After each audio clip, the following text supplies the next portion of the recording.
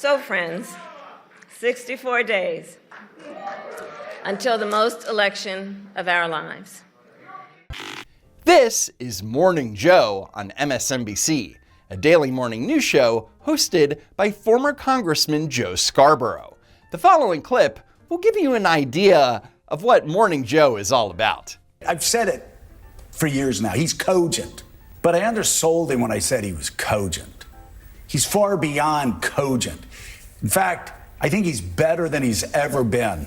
Start your tape right now, because I'm about to tell you the truth. And F you if you can't handle the truth. This version of Biden, intellectually, analytically, is the best Biden ever. So yeah, it's about 4 hours of gaslighting a day. And recently, that gaslighting has ramped up. Everything I'm about to show you occurred in a 22-minute block dedicated to the claim that actually the economy under Joe Biden is better than the economy was under Donald Trump. But you know, even this Trump Republican Party, they exploded the national debt even before COVID, more than any party in history. But that's a lie. If you look at Trump's first 3 years in office, i.e. before COVID, the national debt grew by nearly $3.4 trillion. During Barack Obama's first 3 years in office, the national debt grew by nearly $4.5 trillion. Under Donald Trump, the federal deficit higher than ever before. The federal debt higher than ever before. Donald Trump broke records. Yes, the deficit exploded under Trump during his last year in office, again, because of the global pandemic. A minor detail the Democrats like Joe and Mika always fail to mention.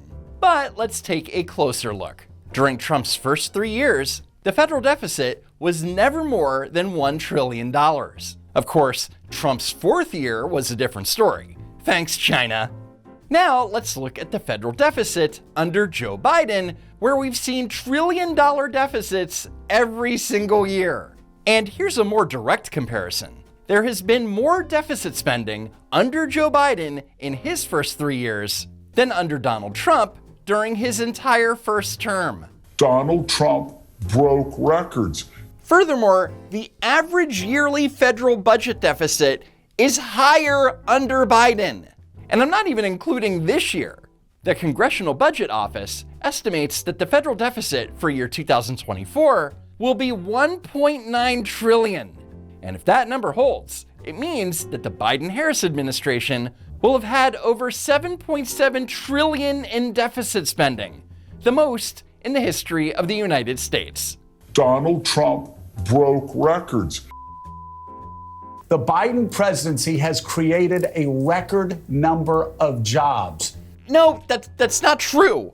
The number of new jobs created under Joe Biden is 6.4 million. During President Bill Clinton's first 4 years, 11.8 million new jobs were created. Historic unemployment in this country. You go right down the road. Wrong. In the last year, the unemployment rate has risen from 3.8% to 4.2%. So historic. The Dow just keeps hitting record highs. And you're richer now than you've ever been, I tell them. Biden's president, not Trump. The Biden presidency has made you richer than you have ever been. Guys, you just don't get it.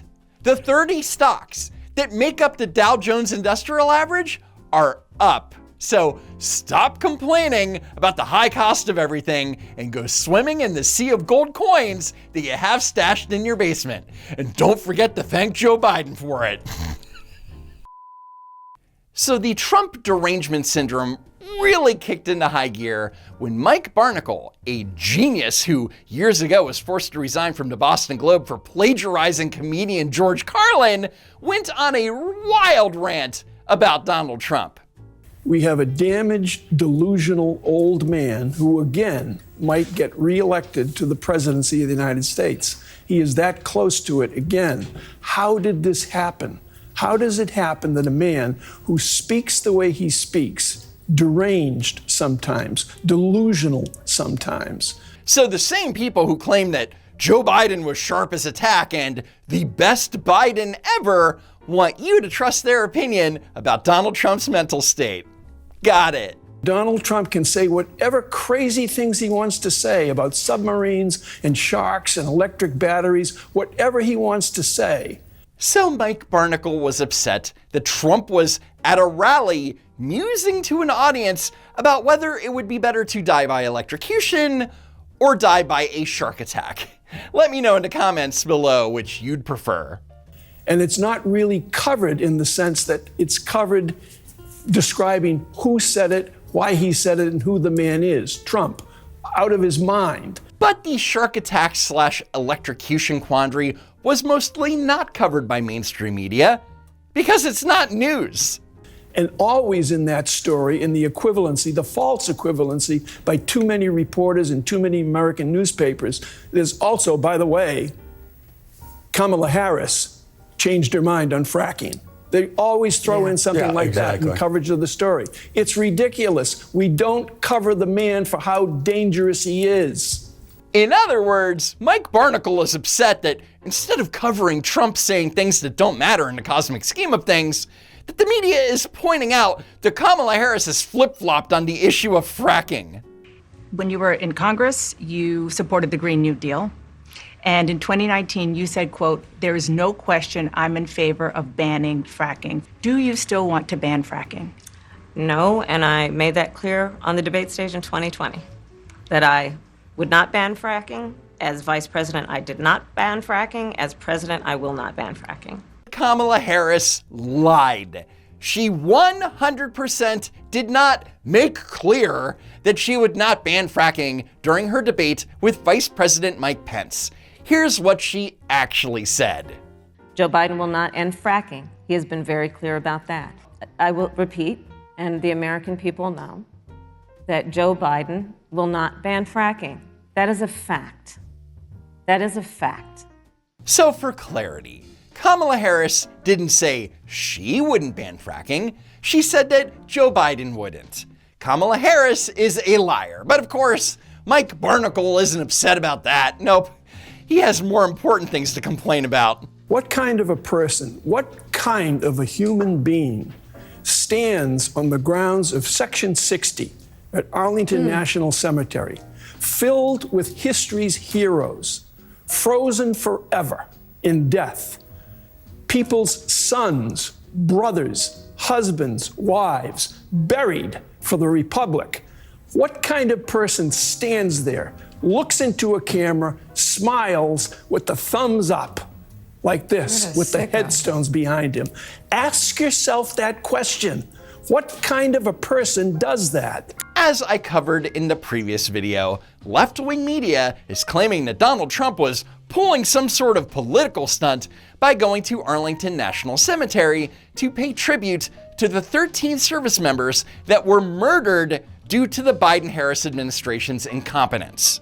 And by lambasting Donald Trump for giving the thumbs up sign next to a war hero's headstone, he's also lambasting several Gold Star families for doing the same thing. Does a thumbs up and pictures. Well, and just acts like a brute and desecrates Arlington. Trump desecrated Arlington Cemetery. Really? The TDS is strong with Morning Joe. Arlington, of course, is for those who, as Jimmy McCain said yesterday, can't speak for themselves. So to be used as political props is so disturbing. Morning Joe is referring to the son of the late Senator John McCain, Jimmy McCain, who recently said this about Trump over on CNN. It's a violation because these rules are set in place. The people who are buried there don't have an opinion. The point of Arlington Cemetery is to go and show respect for the men and women who have given their lives to this country. When you make it political, you take away the respect of the people who are there. But it needs to be pointed out that Jimmy's corrupt father once filmed footage in Arlington Cemetery specifically for a campaign ad. Navy officer, congressman, senator, taking on the establishment and defying special interests, and never forgetting those heroes with whom he served. Oops! And when Jimmy McCain was gently reminded of this incident, well, I think you can guess that Jimmy was slightly more understanding and forgiving. The first thing about, John McCain, you don't spend that long in politics without messing up once or twice. So, and the main point is that he pulled it down and he understood the solemn, sanctified nature of Arlington National Cemetery. But obviously, if John McCain understood all that, he wouldn't have shot a campaign ad in a cemetery in the first place.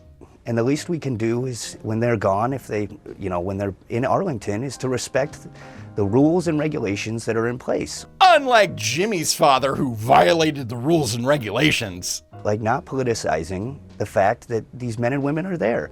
Go, show respect and leave. It doesn't need to be videoed. So when his father, John McCain, filmed a campaign ad there, it was an oopsie-doopsie.